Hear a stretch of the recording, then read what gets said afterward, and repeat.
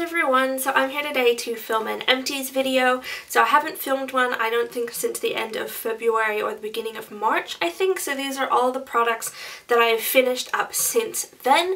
I probably waited a little bit too long because I have a lot of products to show you, so let's just get started. The first product is actually a tool. This is my Miracle Complexion Sponge from Real Techniques. I think I prefer the Beauty Blender to the Real Techniques sponge because I prefer to bounce my foundation in with a rounded edge instead of this flat edge, but these ones are cheaper and easier to find, so I typically have a lot of these anyway, and I'm currently using one of these as well. The next is a product that I haven't finished but that I am throwing away. This is a Moonshot Jelly Pot in the shade Bronze Champagne. I purchased this about a year ago in the middle of last year. I probably used it maybe 2 or 3 times, and then I opened it a few weeks ago to try and use it again, and it has pretty much completely dried out. So it has shrunk and now it's like a really unusable texture.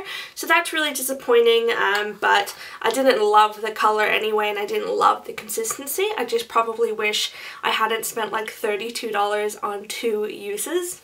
Then I have a standard product in my collection. This is the MAC Prep and Prime Fix Plus. I use this as a finishing spray on my makeup every single day. At the moment, I am currently using a Mecca Maxima spray or a Mecca Cosmetica spray, and when I finish that up, I will repurchase this. It is my favorite product to use as a finishing spray.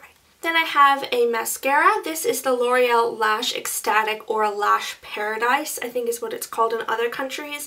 I bought this while I was overseas because I'd heard a lot of things about it and everyone said it was like a dupe for Too Faced Better Than Sex.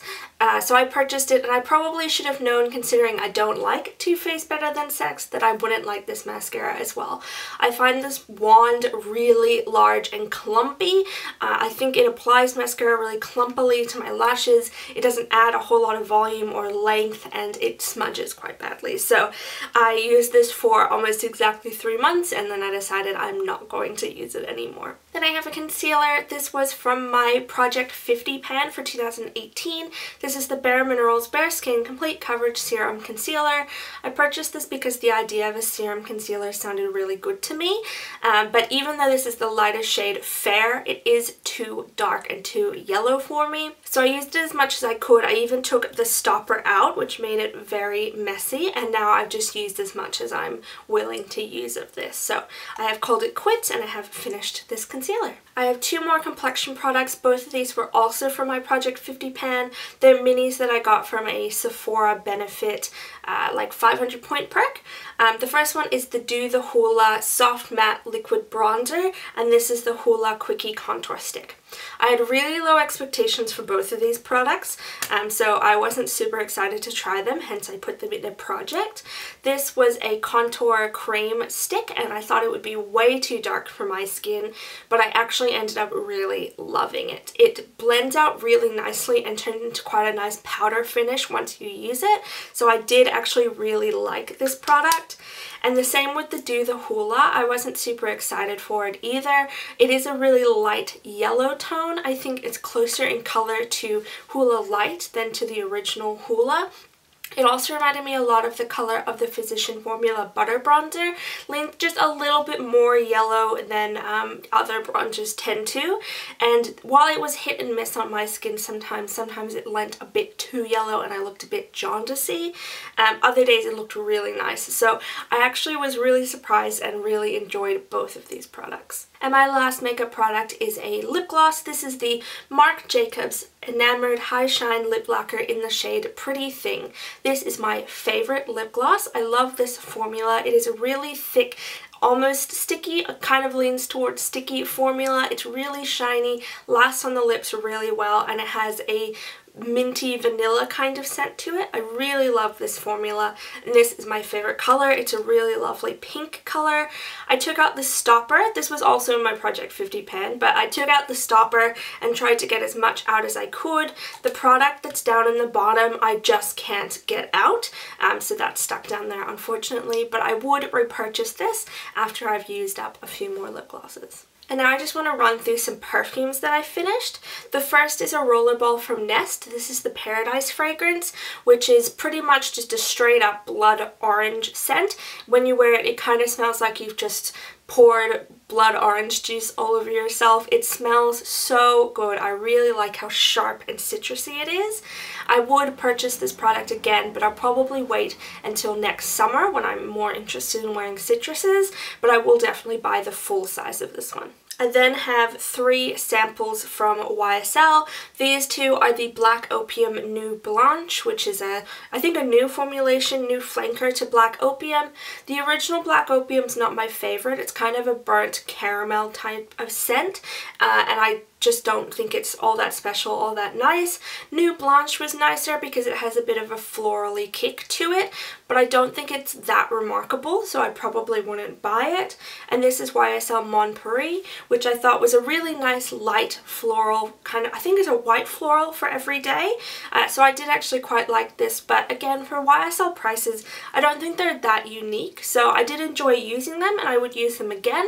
I just probably won't buy them. And then I have 3 samples from Juliet Has a Gun. I bought a sampler pack and these are 3 of the samples that I've finished. The first one is Lady Vengeance, which is a pretty simple musky rose scent. I really liked that one. Mad Madame is really similar to Lady Vengeance in that it's a musky rose, but it has an added animalic kind of darker accord to it.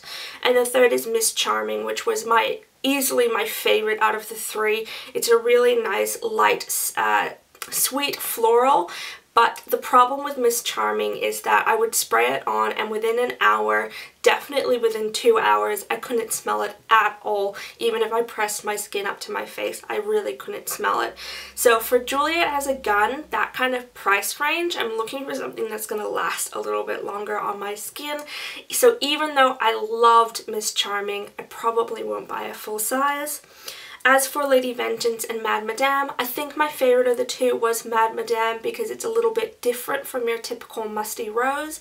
But I don't know, I'm kind of a sucker for a musky rose, so maybe I would buy the full sizes, but not anytime soon. Now I'll go on to 3 hair care products that I finished. These 2 are from Jessie Curl. This is the Touche Extra Moisturizing Conditioner, and this is the Hair Cleansing Cream. I think, yeah, both of them are in the Citrus Lavender scent.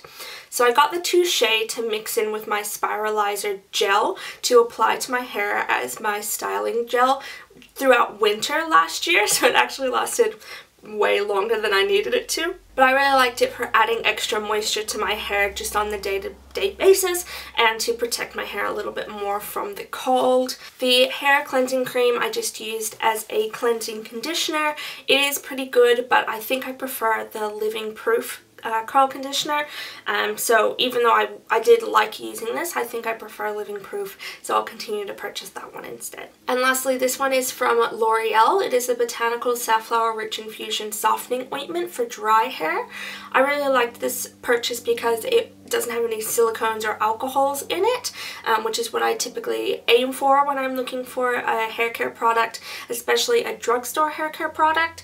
So I appreciate that this range exists, but as for most leave-in conditioners, the container is much too small for what I'm looking for. This is 100 mils, and I just go through it way too quickly. So while I would recommend the Botanicals range, and I do have another product I'm using up from their range, if I'm in a pinch and I can't get to my hairdresser, I will purchase from them again, but their packaging and the size just isn't really aimed at my type of hair. The rest of the products I have to show are skincare products. So I'll start with the classic Whispers. This is the 80 makeup pads. I use these for toner and for micellar waters or makeup removers.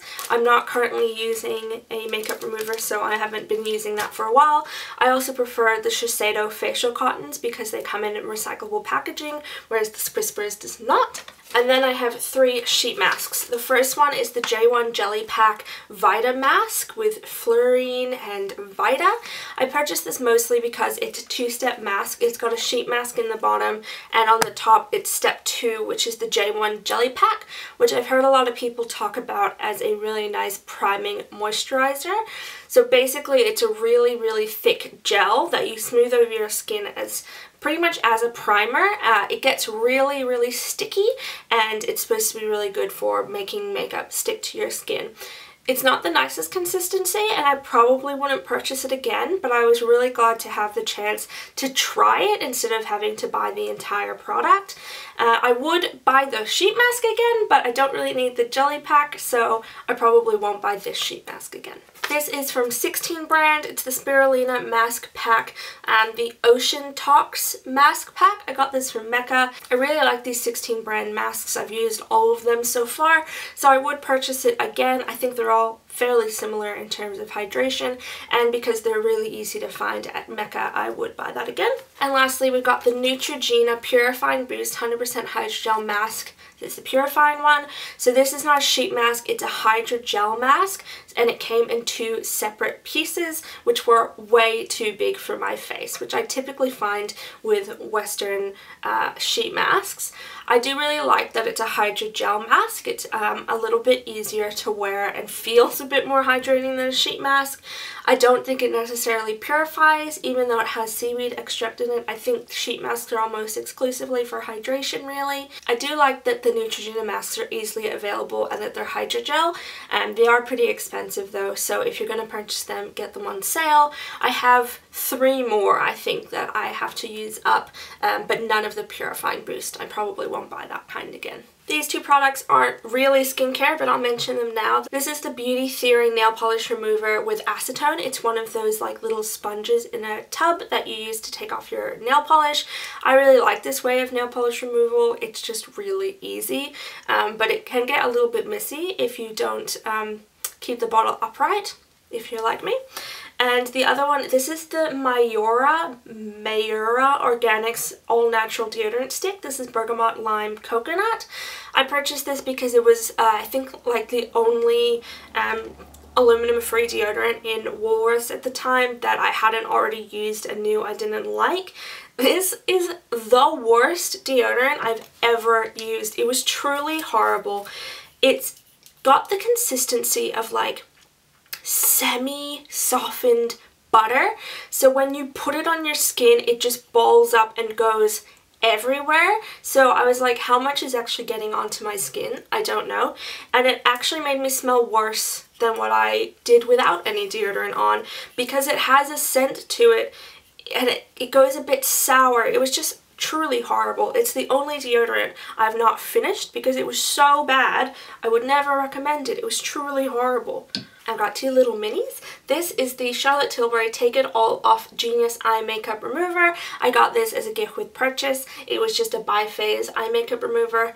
It was fine, but I typically use cleansing balms or cleansing oils instead of liquid makeup removers. And this was the Suku Moisture Lotion, so I used this as an essence.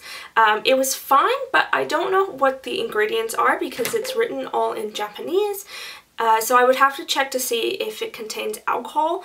Also, Suku is really difficult to get directly to Australia, so there are just other brands I would reach to before that one. Another miniature size, this is the Avene Micellar Lotion Makeup Remover. I think I got this free from work. I've used it before. It's a fine micellar lotion. It does at some points tend to just stop working, and I have to use a makeup remover on top of the micellar lotion, so I don't see the point of it. And I don't love micellar lotions or micellar waters because they throw the pH out of my skin and give me eczema. So I threw these 2 little samples in here. These are both from QED Skincare, which is a brand of a skincare clinic or like facial salon in Bondi Junction, and I went there for a facial and they gave me these little samples. One was the Wrinkle Rewind Exquisite Eye Cream and the Hazelnut Light Protective Cream. I kind of liked the Wrinkle Rewind Exquisite Eye Cream, but I probably wouldn't purchase it just because I'd have to go to the salon to get it. And the Hazelnut Light Protective Cream was pretty basic, honestly. I've got some cleansers. The first is the Ren Rosa Centifolia #1 Purity Cleansing Balm. This I used as a cleansing balm. It has a lavender scent to it, which burnt the living daylights out of my eyes. I would use it, and it's not the product that gets in your eyes and burns. It's like the vapors of the scent of it got in my eyes and just made my eyes burn and water like crazy. So I could only use this on my face, which is really odd to me considering it says that it's gentle. Anyway, I wouldn't buy this again. I didn't like it at all. This was the Nyod Sanskrit Saponines cleanser. I got this in my Beautylish Lucky Bag last year or earlier this year. It's kind of like an intense anti-acne cleanser from what I can tell. I just don't have a skin type that necessitates this kind of cleanser, so I wouldn't buy that. And the last one is the Body Shop Vitamin E Gentle Facial Wash. This is a really simple cream cleanser. I liked using it in the shower. It's nice and reparative because of the vitamin E, and it says it has wheat germ oil in it, so it was just really gentle, non-stripping. Didn't remove any makeup, but I didn't need it to, so I would buy that again. This was the Blythe Patting Water Pack Energy Yellow Citrus and Honey. So this was a splash mask or a dilution toner, I guess. It's a really concentrated vitamin C from what I know. You can either use it diluted in a bowl of steaming water and then you just steam your face with it, or you can dilute it in the shower and apply it just as a toner diluted in the shower. That's how I used it anyway. I really enjoyed the experience of using this. It's a really unusual product, especially in the Western market, so I really liked it, but did it do anything? I'm not necessarily sure. I think vitamin C is excellent for the skin, so I use it every day anyway, and I liked the way that I got this onto my skin, but I don't know. It just, a lot of it is how you use it and not much about what it actually does for your skin, so. I also have a mask. This is the Antipodes Aura Manuka Honey Mask. I wanted this for years and years and years because everyone always raved about it.